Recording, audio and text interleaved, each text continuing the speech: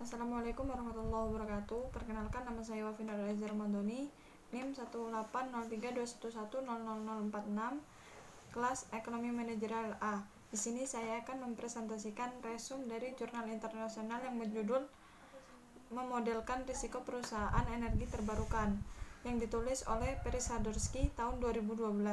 Langsung saja pendahuluan. Selama dekade terakhir, sektor energi terbarukan telah berkembang dari hampir tidak adanya sama sekali dengan cepat menjadi tren penting yang muncul, dan tren ini diperkirakan akan terus berlanjut. Seiring dengan meningkatnya permintaan akan energi terbarukan, terdapat jumlah pembiayaan dan investasi yang belum pernah terjadi sebelumnya di sektor energi terbarukan.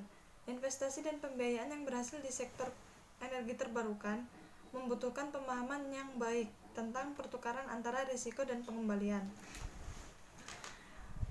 Perubahan iklim salah satu tantangan terbesar yang dihadapi ekonomi global. Setidaknya sebagian dapat diatasi dengan meningkatkan penggunaan energi terbarukan. Setelah mengalami tingkat pertumbuhan 2 digit dari tahun ke tahun dalam investasi baru dalam energi berkelanjutan antara tahun 2002 dan 2007, investasi di sektor energi terbarukan melambat secara signifikan pada tahun 2008 ketika resesi hebat berlangsung. Masalah keamanan energi, perubahan iklim, penipisan bahan bakar fosil, dan teknologi baru adalah kekuatan yang mendorong investasi energi terbarukan ke level tertinggi baru. Selain itu, energi terbarukan diharapkan menjadi komponen permintaan energi global yang tumbuh paling cepat. Masalah keamanan energi, perubahan iklim, penipisan bahan bakar fosil, dan teknologi baru kemungkinan akan memberikan peluang investasi baru dan menarik untuk energi terbarukan. Tetapi, sektor ini kemungkinan akan tetap menjadi tempat yang berisiko untuk berinvestasi selama beberapa tahun. Tujuan dari penelitian ini untuk memodelkan hubungan antara risiko sistematis dan pengembalian untuk sampel perusahaan energi terbarukan yang diperdagangkan secara publik, dengan mempertimbangkan fakta bahwa risiko dapat bervariasi dari waktu ke waktu. Metode yang digunakan yaitu model beta variabel. Model beta variabel adalah perpanjangan dari model penetapan harga aset modal (CAPM) untuk memasukkan dampak dari beberapa faktor yang berbeda pada risiko sistematis. Untuk menyelidiki faktor-faktor penentu risiko sistematis, perlu untuk menentukan persamaan untuk eksposur risiko sistematis. Penelitian sebelumnya telah menemukan bahwa faktor spesifik perusahaan seperti rasio utang, rasio profitabilitas, dan ukuran perusahaan dapat mempengaruhi risiko sistematis. Terakhir, hasil dan pembahasan. Isu ketahanan energi dan perubahan iklim adalah dua masalah paling mendesak yang dihadapi masyarakat. Dari kedua permasalahan tersebut cenderung mengarah kepada peningkatan permintaan energi terbarukan di tahun-tahun mendatang.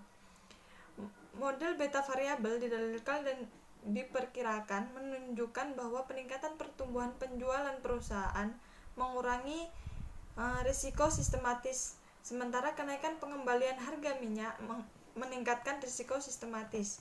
Ketika harga minyak meningkat dan kembali positif dan moderat, peningkatan pertumbuhan penjualan dapat mengimbangi dampak pengembalian harga minyak, dan ini mengarah pada risiko sistematis yang lebih rendah. Untuk nilai pengembalian harga minyak yang lebih tinggi, secara umum tidak mungkin untuk mengimbangi pengembalian harga minyak dengan pertumbuhan penjualan yang lebih tinggi.